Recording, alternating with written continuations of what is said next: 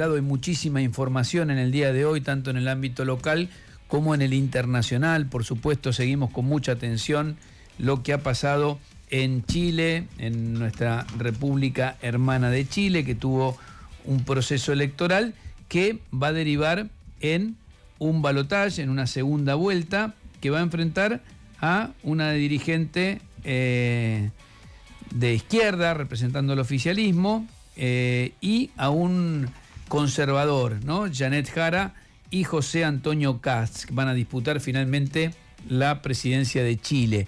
Y tiene la amabilidad de atendernos Beatriz Sánchez, senadora electa por el Frente Amplio chileno. En algún momento también peleó las primarias ahí en el Frente Amplio en el 2017, fue miembro de la Convención Constituyente y también fue designada en el gobierno de Boric como embajadora de Chile ante México.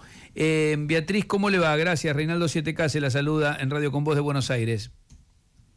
Hola Reinaldo, ¿cómo estás? Muy bien, muchas gracias por el contacto y por el interés también de conversar sobre todo Chile. Porque hoy en la radio nosotros decimos que siempre hay una continuidad informativa, ya hablamos con algunos colegas y nos interesaba también la palabra de algún, yo decía en mi producción, algún dirigente de la izquierda que trate de explicar por qué en Chile casi el 70% del electorado se inclinó por candidatos de derecha.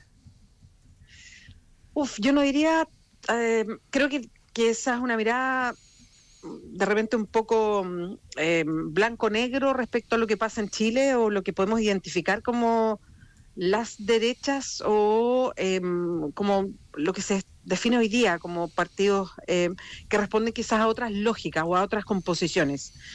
A ver, Chile siempre ha sido un país con una lógica quizás un poquito distinto a lo que se puede leer en Argentina o quizás en otros países como México, pero nosotros siempre hemos sido bien como del eje clásico izquierda-derecha, ¿no? Uh-huh. Bien identificados los partidos de izquierda, bien identificados los partidos de derecha. No teníamos unas coaliciones de centro-izquierda, coaliciones de centro-derecha, bien identificables. Creo que hoy día, y quizás un poquito contagiados por lo que pasa en el mundo, esto ya no está, esta definición que nosotros teníamos tan clara ya no es tan nítida. Por ejemplo, tenemos un liderazgo que salió bien destacado, y yo me imagino que te refieres a él, de un hombre que se llama Franco Parisi, sí, que obtiene el tercer lugar con una votación bien alta, y si uno mira la composición no nacional, sino la composición regional. Por ejemplo, yo salí senadora electa por una región donde él obtuvo el segundo lugar de la votación, uh-huh, ¿no? Y Janet Jara salió desplazada en el tercer lugar, en la región que yo represento. Y él responde a un partido que se llama Partido de la Gente, que ya con el nombre te podrás dar cuenta un poquito hacia dónde va, ¿no? Sí. Y ese partido, la composición de ese partido, que ya estuvo presente en la elección de hace 4 años cuando salió electo el presidente Boric, es un partido que no podríamos definir de eje de derecha, porque ya en la elección anterior casi toda la gente que votó el Partido de la Gente terminó votando después por el presidente Boric, uh-huh, y no por el candidato Kast, que en ese momento era el candidato de derecha. Entonces es un partido que tiene una composición que no obedece al tradicional eje izquierda-derecha. Bien. No, es más bien un tinte populista, anti-establishment, anti los mismos de siempre, ¿no? Con ese discurso, y que no tiene un fondo político clásico, diría yo, que es algo que uno puede identificar bastante en discursos que hay hoy día dando vueltas en el mundo a propósito, uh-huh, de, también harto del discurso que se ha tomado algunos nacionalismos, en fin. Y creo que eso es algo novedoso para Chile, porque estábamos muy acostumbrados a liderazgos que se definían muy en el eje izquierda-derecha. Uh-huh. Otra cosa sí es que tenemos otros liderazgos que surgieron a propósito de Franco, Franco, que se ubican en la derecha. Perdón, Beatriz. Dime. A propósito de Franco Parisi, no se ha inclinado por ninguno de los dos candidatos, ¿no? No, todavía no. Creo que es muy pronto para que se incline. Creo que no lo va a hacer. No lo hizo para la elección pasada. Él no tomó partido por ninguno de los dos candidatos. Sin embargo, la gente que adhirió a él sí tomó partido. Y lo que sabemos de esa composición, lo supimos meses después, pues fue como un análisis más detallado, es que se inclinó más bien por la opción del presidente Boric. Entonces, no sabemos hoy día, porque además nosotros hemos tenido un cambio que es bien poco usual también. Pasamos del voto voluntario al voto obligatorio. Y lo que vivimos este fin de semana es el regreso al voto obligatorio en una presidencial y parlamentaria después de casi 20 años de voto voluntario en presidenciales y parlamentarias. ¿Cuánta gente votaba habitualmente en las presidenciales en la anterior? Mira, nosotros somos 18 millones de habitantes aproximadamente, el padrón electoral son aproximadamente 16 millones, un poquito menos, y habitualmente votaban en las presidenciales menos del 50% del Menos del padrón. 50%, ¿y ayer votaron cuántos? Exacto. ¿Qué porcentaje?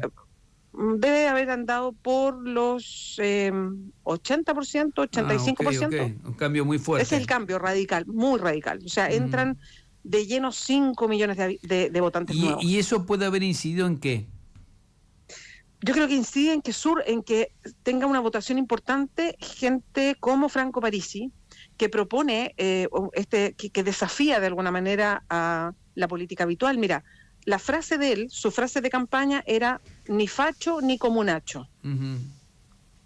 O sea, ese era un poquito su... Como buscando una opción por el centro de las dos que se impusieron, porque se impusieron dos... Pero más, sí, pero yo diría que más que el centro era como ni de izquierda ni de derecha. Sí. Yo no soy ni de izquierda ni de derecha, no tanto por la vía del centro, sino yo no soy ni de la izquierda que está gobernando, ni de la derecha que quiere gobernar, ¿no? Okay. Yo voy por la gente, ¿no? Yo voy es como anti-establishment, diría yo, más que nada.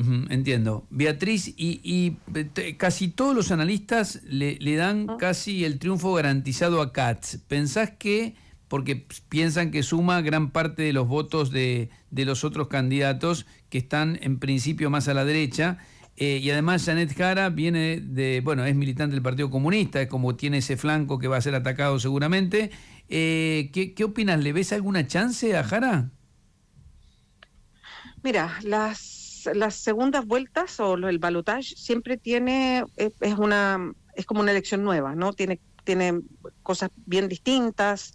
Nos pasó hace 4 años con el presidente que él salió en segundo lugar para el balotaje y eso en Chile nunca había pasado, que el que saliera segundo obtuviera el triunfo y lo obtuvo finalmente porque la recomposición de votos fue bien curiosa.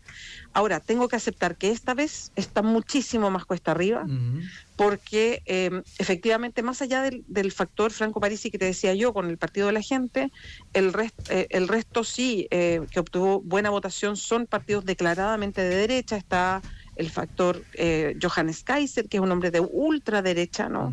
Está el factor Evelyn Matei, que es la derecha tradicional, que como me imagino que lo han analizado, que en Chile se desfondó de alguna manera, que tuvo un desplome muy grande, y todo ese votante que tenía la derecha tradicional chilena se empezó a ir hacia la derecha más dura, más ultra, ¿no? En un fenómeno que estamos viendo como que pasa en otros países. Entonces efectivamente se ve bastante cuesta arriba, creo, la opción de Janet Jara.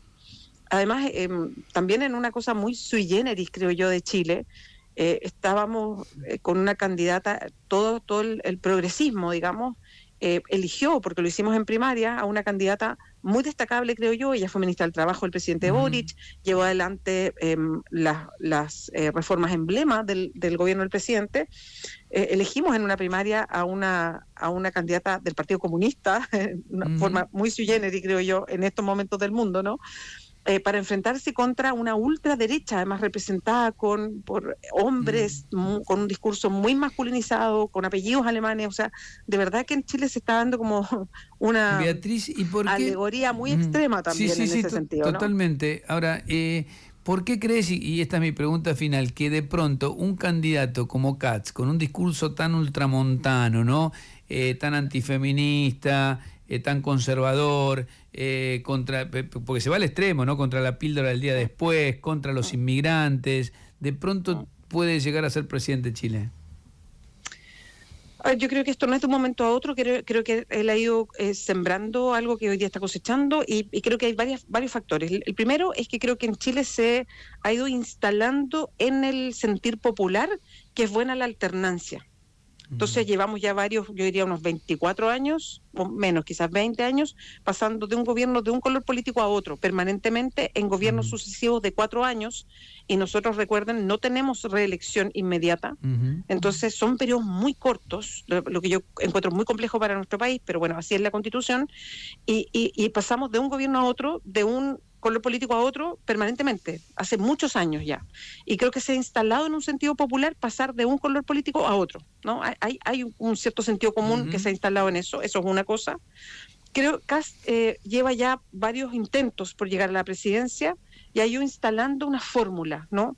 Y creo que hoy día en Chile, no sé si ustedes han visto estadísticas, pero pasa una cosa muy curiosa.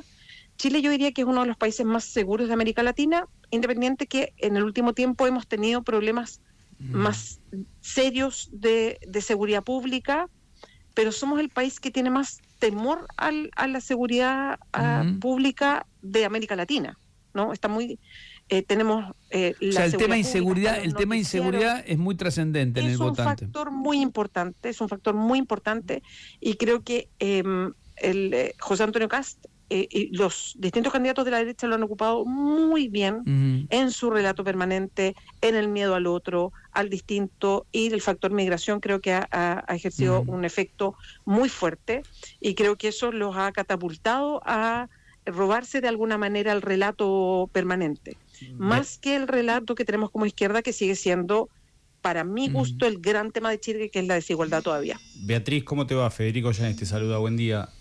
Hola, Federico. En materia de inseguridad puntualmente, al menos lo que yo soy periodista deportivo, y vi varios casos, sobre todo en Copa Libertadores, de, por ejemplo, el caso de Colo-Colo contra Fortaleza, donde hubo invasión de cancha, donde la policía reprimió afuera y hubo 2 muertos. Digo, ¿en esos escenarios también se exacerba el miedo a la inseguridad?